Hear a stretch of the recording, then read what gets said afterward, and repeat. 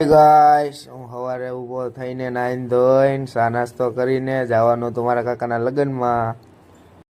અને આજે મારા કાકી બહુ રોતા હતા. એ જોવા માટે તમે છેલ્લે લગી વિડીયો જોતા રહેજો.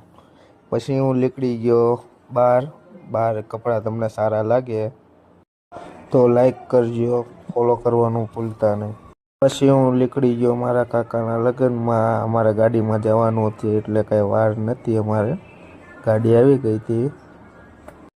અને આ ના પૂગવી ત્યાં લગી સબસ્ક્રાઈબર કરીને ઘંટી દબાવવાનું ભૂલતા જ નહીં. હસી મજાક કરીને ત્યાં સુધી પૂગવા આવ્યા હતા. પૂગીને રસ્તો જોયો નહોતો એટલે પૂછતા ચાલતા જતા હતા.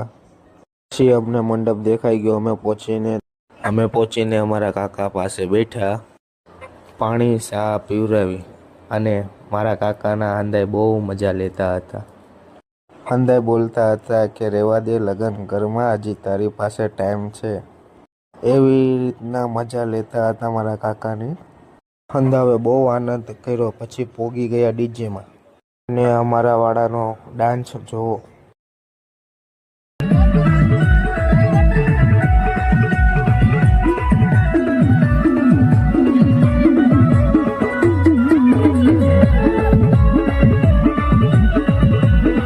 પછી હું પૂગી ગયો માંડવે આવીને કાંઈ મજા નથી આવતી, તો તે એકાદો વિડીયો બનાવી નાખ્યો. ના પણ જ્યાં છોકરીઓ બાઈ હોય ના તો મજા આવે નહીં કાંઈ નહીં. જવા દો, આપણે પહોંચી ગયા. પટલું ચુકાવતા હતા. ના, તમને અંધાઈને ખબર જ હશે કે પટલું ચુકાવવામાં કેટલી વાર લાગે ને કેટલી માથાકૂટ કરવાની હોય.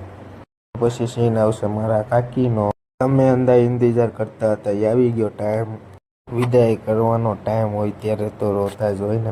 અને આ વિડીયોમાં મને બહુ જણા જોતા હતા. પછી નીકળી ગયા અમે ઘર બાજુ નીકળીને બહુ મજા આવી ગઈ આજે તો. અને આ ડીજેમાં પણ બહુ જ મજા આવી. અને ઘરે પહોંચીને મારા કાકાના ફ્રેન્ડ લોકો ઊભા હતા અંધાઈ. અને મારા કાકાના લગ્ન તમને સારા લાગ્યા હોય, સબસ્ક્રાઈબ કરીને ફોલો કરવાનું ભૂલતા નહીં. મળવી ચોથા વિડીયો.